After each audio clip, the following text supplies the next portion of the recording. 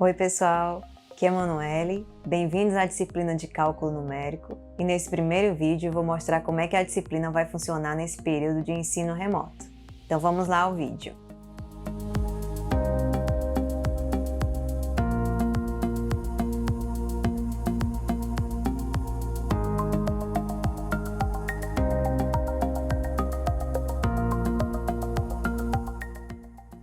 Olá pessoal, vou apresentar para vocês agora como vai ser a disciplina de cálculo numérico nessa nova modalidade de ensino remoto.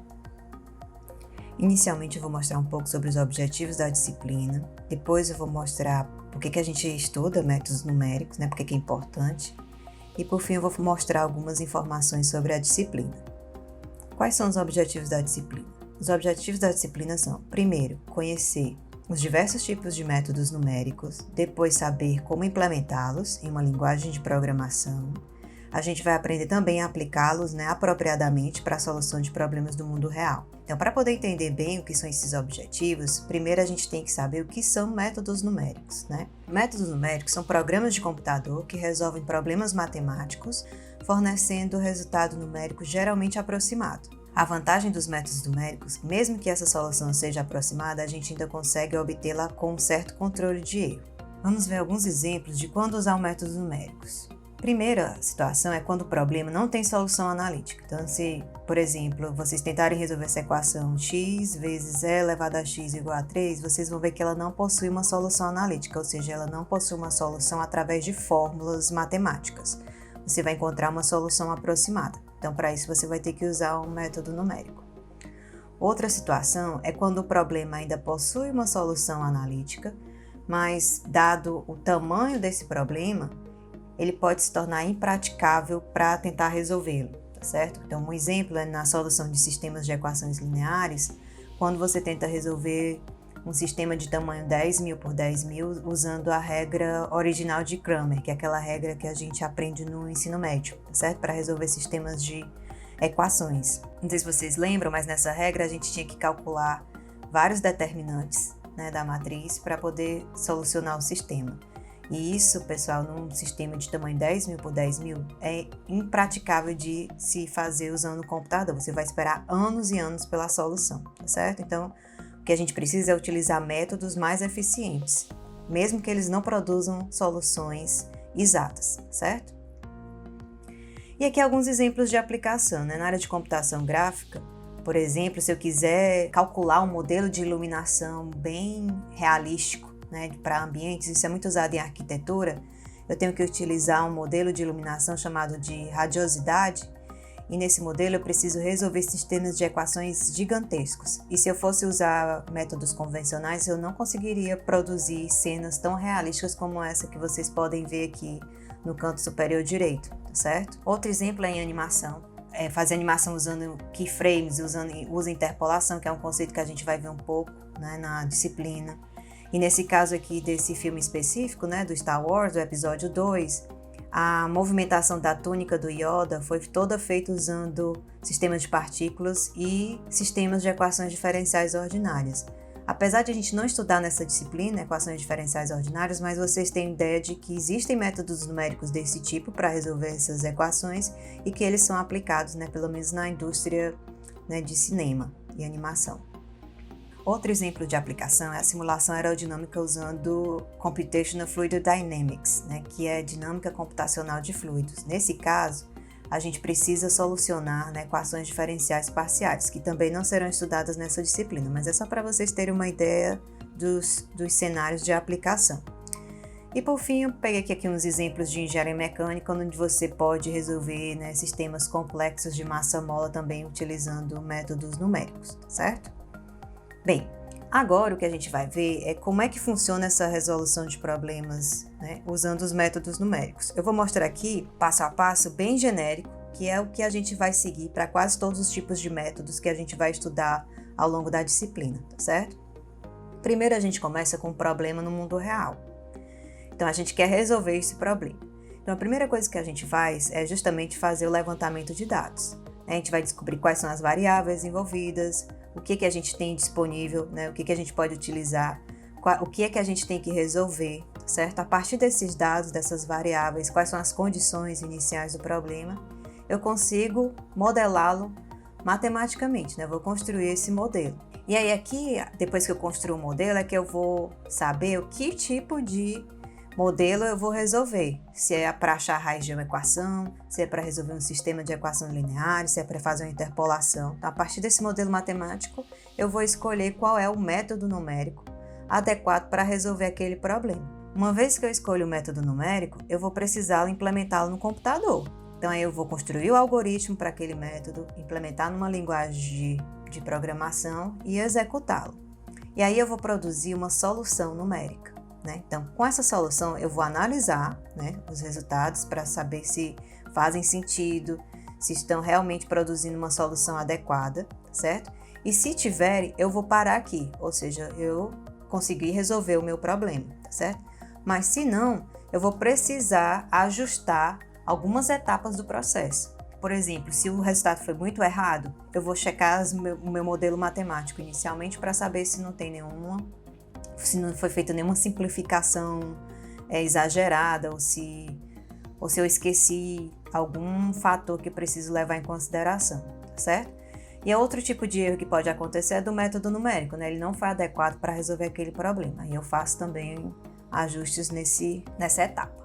Quando a gente resolve problemas usando métodos numéricos, pessoal, a gente tem que ter muito cuidado com erros, certo? Então, nesse processo todo que eu estou mostrando aqui, pode haver 3 situações de erro, certo?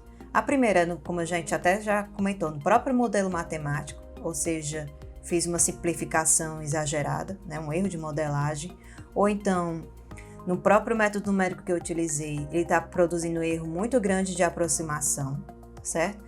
Ou, por fim, na própria implementação computacional, eu tenho um erro de resolução. Por exemplo, eu assumi que precisava de muita memória para resolver um problema e eu estou rodando o meu algoritmo no sistema embarcado que tem pouca memória. Então, isso aí eu posso ter problema de erro de limitação de equipamento, certo? Por que é importante a gente lidar com esses erros, certo? Saber lidar com esses erros. Porque grandes catástrofes, pessoal, podem acontecer por causa de erro numérico, certo? Eu vou mostrar aqui alguns exemplos. O primeiro deles são os mísseis Patriot, tá certo? Esse problema que aconteceu na Guerra do Golfo, em 1991, onde houve uma falha no lançamento dessas baterias antimísseis, que são esses mísseis Patriot, lá numa base americana, lá na Arábia Saudita, O que foi que aconteceu? Eles sofreram um ataque, essa bateria antimíssil falhou, o sistema calculou errado a trajetória do míssil e não conseguiu contra-atacar.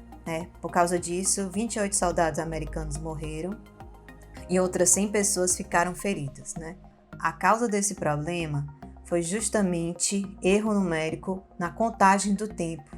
Para o temporizador, vou mostrar aqui alguns trechos dos relatórios do inquérito que foi realizado depois do problema. Esse sistema de bateria antimíssil, ele calcula a trajetória, ele funciona em 3 etapas. Primeiro ele detecta a presença do projétil, depois ele faz um cálculo para saber onde é que o projétil estaria. Então ele valida essa presença e na próxima etapa ele atingiria o míssil, certo? E aí ele usa um sistema de temporizador para poder calcular essa trajetória. Acontece que esse erro, ele estava vendo um erro, ele estava fazendo incrementos que não eram exatos. A gente vai ver no próximo vídeo, eu vou mostrar uma parte desse problema, tá certo? Então ele usava incrementos que não eram exatos, e aí esse erro acabou sendo proporcional ao tempo de operação dessa bateria. Então, no começo, ele calcula direitinho. À medida que o tempo vai passando, aqui já é um outro diagrama com aproximadamente 8 horas de operação desse sistema. Ele já tem uma pequena, um deslocamento aqui da área que ele deveria considerar como correto, E o problema que aconteceu lá nesse acidente foi que a bateria já estava funcionando há aproximadamente 100 horas, e aí a faixa de que ele acharia que o míssil estaria posicionado era completamente fora de onde o míssil estava, E Esse erro, apesar de ser muito pequeno em termos de segundos, né, nessa contagem de tempo, depois de 100 horas, equivaleu a 0,34 segundos, ou seja, não foi nem um segundo de diferença. Mas na velocidade que esses projéteis andam, né, eles se movimentam, esse 0,34 segundos foi aproximadamente 600 metros de distância, ou seja, e aí causou aquele todo prejuízo de vidas, né? Um outro exemplo é o do foguete Ariane, né, o Ariane 5, que foi lançado da Guiana Francesa em 1996. Né? Nesse caso não houve perdas de vida, mas houve um prejuízo de 7,5 bilhões de dólares, né, que equivale aí a 10 anos de desenvolvimento, né, de pesquisa e de engenharia desse projeto. Attention pour décompte final. A final decision to go was taken. 10, 9, 8, 7, 6, 5, 4, 3, 2, unité, feu. Allumage.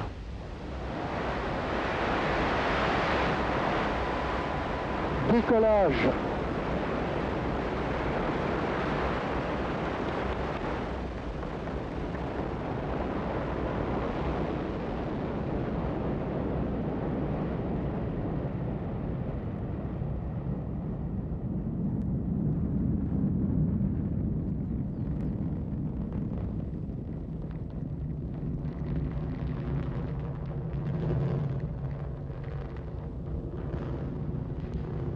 Tous les paramètres propulsifs sont normaux et la trajectoire est normale. 37 seconds into the launch, the onboard computers decided 501 was 90 degrees off course. Então, vocês acabaram de ver o vídeo e aí o que aconteceu? Todo esse problema foi por causa de uma conversão errada, né, de um número que era a velocidade, né, uma das velocidades do foguete que estava sendo calculada usando 64 bits e precisou passar para outro código com a precisão de apenas 16 bits. Né? Então, nessa conversão, uma hora essa velocidade chegou a um número muito grande que o número de 16 bits não conseguiu representar. A gente vai ver isso nos próximos módulos, que isso é um erro de overflow, quando você tenta representar um número que não cabe no sistema de aritmética de ponto flutuante que você está utilizando, tá certo? Então, tudo isso, praticamente uma linha de código causou todo esse prejuízo. Eu vou colocar também um link aqui nesse vídeo, na descrição do vídeo, para um outro vídeo que ele explica bem direitinho todo esse problema, por que esse erro aconteceu e esse desastre aconteceu, tá certo? Com base nisso, temos que ter cuidado, né? Quando a gente vai implementando os nossos métodos numéricos, a gente vai poder definir uma tolerância que a gente quer aceitar para esses erros. Então, agora eu vou falar algumas informações importantes sobre a disciplina nesse período de ensino remoto. Primeiro aqui a ementa, né? Nós vamos começar a teoria dos erros. O pessoal que estava na modalidade presencial antes, a gente já viu a parte de teoria dos erros, mas eu vou colocar alguns vídeos, né, de revisão, tá certo? E algumas atividades de revisão.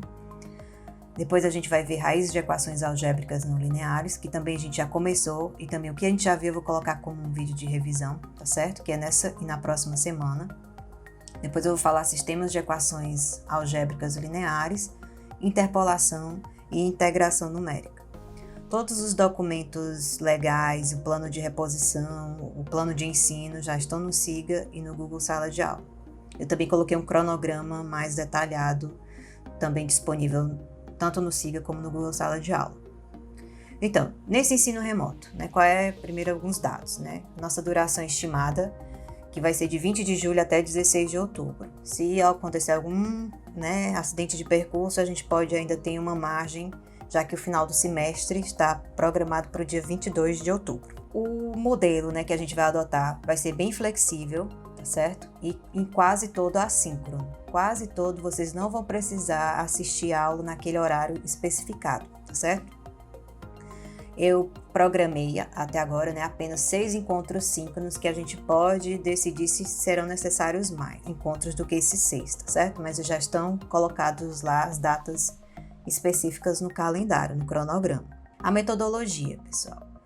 A metodologia vai ser, a gente vai utilizar metodologias ativas, né? Como exemplo, eu coloquei a sala de aula invertida, mas a gente vai usar outras também.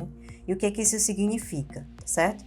Então, só relembrando, vocês devem estar muito acostumados com o modelo de aprendizagem passiva, né? Que é aquele convencional, que é caracterizado pela aula expositiva, que era o método que eu mesma utilizava muito nas aulas, né?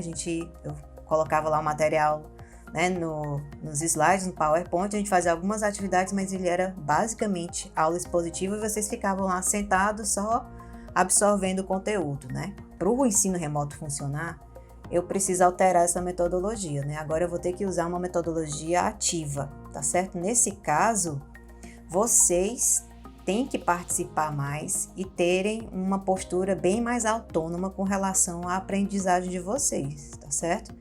Agora vocês vão ser realmente responsáveis pelo aprendizado de vocês. O que isso significa? Que vocês não vão poder esperar muito por conhecimento, explicação, aula minha, não. É claro que eu vou guiá-los, né? Eu vou disponibilizar vídeos mais curtos, eu não vou poder mais transformar aquelas aulas de 2 horas em um vídeo de 2 horas, isso não vai funcionar, então eu tive que condensar bastante o conteúdo e eu vou guiá-los a fazer essa pesquisa de vocês tentarem aprender mais autonomamente. E para isso, pessoal, vocês têm que se comprometer. É muito mais difícil para quem é aluno, quem é professor também, porque a gente tem que mudar completamente a nossa maneira de ensinar. Mas para vocês vai ser muito mais penoso, vai ser bem sofrido, porque quem não está acostumado vai ser bem mais cansativo e vocês vão ter que se dedicar muito nesse processo, tá certo? Então, aliado a isso, eu vou fazer uma curadoria de conteúdos. Em alguns momentos eu vou pedir a ajuda de vocês também, tipo, quando vocês estavam estudando esse conteúdo aqui, vocês encontraram algum link interessante que eu possa acrescentar nesse material de apoio desse módulo, né? Então, eu vou pedir a ajuda de vocês também. A gente vai trabalhar muito com síntese, né? Resumos, né? Eu vou fornecer vários roteiros de estudo, né? Tipo, passo a passo, comece por aqui, depois busque isso, faça essa atividade, vou dar lá, fornecer esses roteiros, tá certo? A gente vai fazer exercício, né? Resolver questões. Vamos fazer práticas de implementação, tá certo? Apesar de que, eu não sei se vocês observaram no SIGA, mas quando a gente começou o semestre em fevereiro, essa disciplina tinha 1 crédito de carga horária prática, mas houve uma mudança que não sei o que foi que aconteceu durante esses meses, né? De fevereiro para cá. Não sei se foi uma mudança do pessoal da coordenação ou do CT, que eles alteraram agora a disciplina toda teórica. Mas mesmo assim eu acho importante, tá certo? Essa parte da implementação.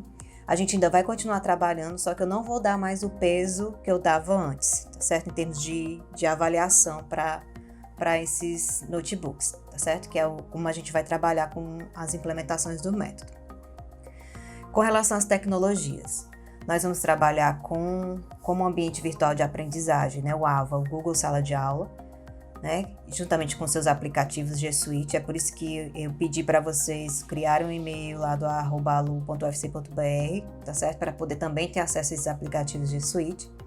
E aí vai ser usado principalmente, né, como um ambiente centralizador. Vou colocar todo o conteúdo lá, as atividades, fóruns, notícias. Vamos usar o Google Agenda, a gente vai usar muito o Google Formulário, o Google Docs, tá certo? Para fazer as atividades. Para a questão da implementação, nós vamos usar o Google Colab, né, que é essa plataforma em nuvem para os códigos Python, tá certo?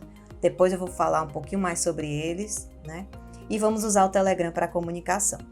Com relação à bibliografia do curso, né? A bibliografia básica é composta por esses 3 livros, mas a gente vai usar principalmente os 2 primeiros, tá certo?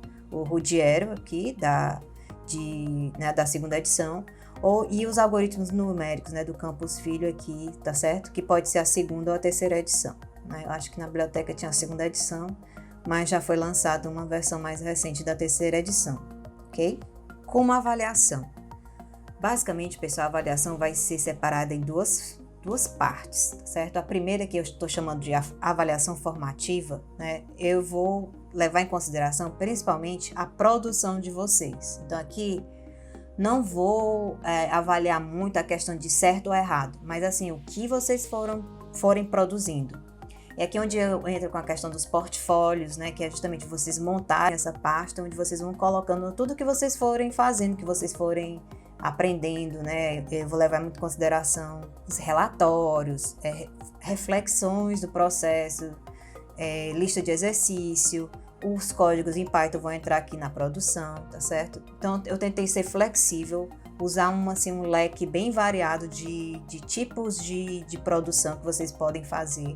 Não vou exigir todos, eu vou colocar assim opções, eu vou exigir o mínimo, você faça um desse para contar como essa avaliação formativa, tá certo? E sempre que possível eu vou fornecer feedback para vocês do que vocês forem produzindo, tá certo? Até dando orientação, melhora isso aqui, coloque aqui esse, né? E com a questão das dúvidas também vocês vão me dar feedback também, certo? Essa é a primeira parte, ela vai contar 60% da nota.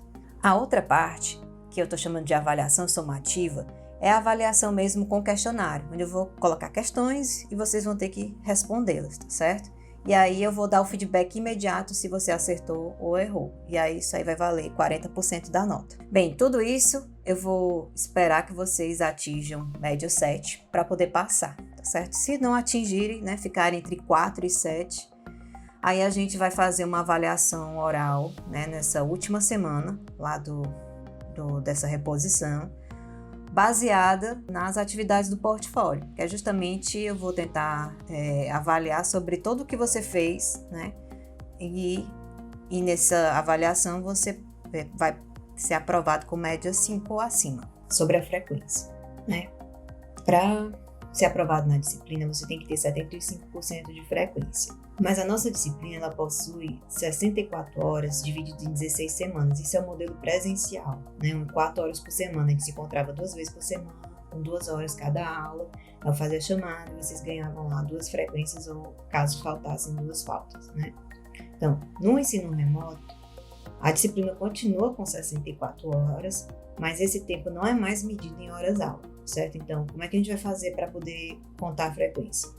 Todas as atividades que vocês fizerem no curso, né, na disciplina, seja com os portfólios, com os questionários, tudo isso pode contar como frequência, certo? Então, o que eu vou fazer? Eu dividi o curso em módulos, né? E aí, em cada módulo, eu vou colocar lá um material que é o roteiro do módulo. E aí, nele, eu vou especificar o que é que conta como frequência, o que é que vai ser avaliação formativa, o que é que vai ser avaliação somativa, o que é obrigatório, o que é opcional, vai ficar tudo especificado no roteiro do módulo, certo? Então, vou contar a frequência pelas atividades. Eu vou fornecer também uma planilha de frequência, certo? De acompanhamento que vocês vão poder olhar sempre que quiserem checar como é que está a frequência de vocês, certo? E ao final, eu transfiro essa frequência para o SIGA-A, tá bem? Então, só para deixar bem claro, os encontros síncronos, eles não vão contar para a frequência, certo? Porque, né, eu quero deixar o curso também bem flexível, né? A disciplina para ficar bem flexível. Então, quem não puder assistir a aula no horário especificado, não tem problema, certo? A frequência vai ser contada de outra maneira, ok? Então, era isso. Se vocês tiverem ainda alguma dúvida, né, com relação a todas essas informações, eu sei que foram muitas informações de uma vez, por favor, anotem que a gente vai tentar esclarecer ou no fórum ou nos nossos encontros síncronos, certo? Então, obrigado e a gente se encontra no próximo vídeo.